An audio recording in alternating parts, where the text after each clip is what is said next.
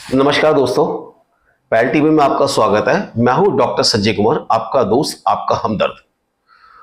दोस्तों, आपने अभी देखा होगा कुछ दिन से एक बड़ा चर्चा का विषय है और वो कंगना रनौत के थप्पड़ को लेकर है, जिसे एक महिला ने थप्पड़ जड़ दिया और ये कहा कि मेरे पिता किसान थे और मेरी भावनाएं आहत हुई थी।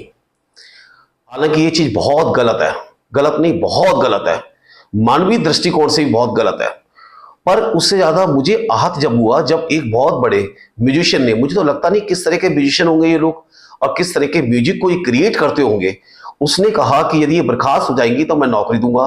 एक ने कहा कि मैं सोने की चैन दूंगा और उपहारों की लाइन की बात उसके लिए आ गई। तो ये जो एक नैरेटिव जो गया देश के अंदर, वो बड़ा अलग किस्म का नैरेटिव गया। वो नैरेटिव क्या गया है मैं आपको बताता हूं।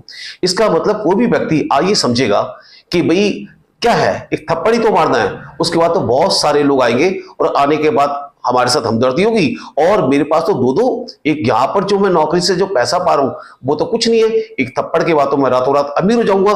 तो एक नई राह इन लोगों ने इस तरह की दिखा दी है लोगों के लिए। अगर यदि किसी की भावनाओं का आहत होता है तो उसके तरीके होते हैं, एक सिस्टम होता है अपनी बात को कहने का। इस तरीके से नहीं होते कि थप्पड़ मार दीजिएगा, भारत तेरे टुकड़े होंगे इंशाअल्लाह इंशाअल्लाह, जो कन्हैया कुमार ने कहा उसके थप्पड़ जड़ा गया।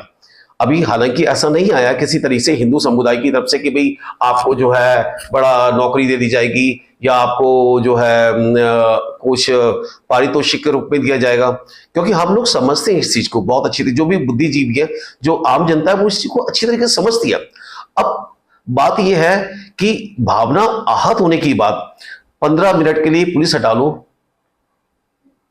तब हमारी भावनाएं आहत नहीं हुई थी। योगी जी मठ में चले जाएंगे, मोदी जी भी चले जाएंगे, फिर आपको कौन बचाएगा, यह भी तो कहा गया था ओबीसी ने, तब भावनाएं हमारी आहत नहीं हुई थी। और हमारी भावनाएं तब भी आहत नहीं हुई थी जब खुद कांग्रेस ने लिख कर दिया था कि कांग्रेस ने कहा कि राम जो है एग्जिस्ट नहीं करते और हमें लड़ना पड़ा, तब हमारी भावनाएं आहत नहीं हुई थी। अरे हम पर तो गोलियां चलाई गई थी राम सेवकों के ऊपर, कितने राम सेवक मरे, तब हमारी भावनाएं आहत नहीं हुई थी।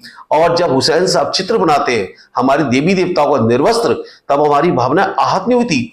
पर हमने और लोगों ने विरोध उस तरीके से नहीं किया, एक सिस्टम के तहत किया।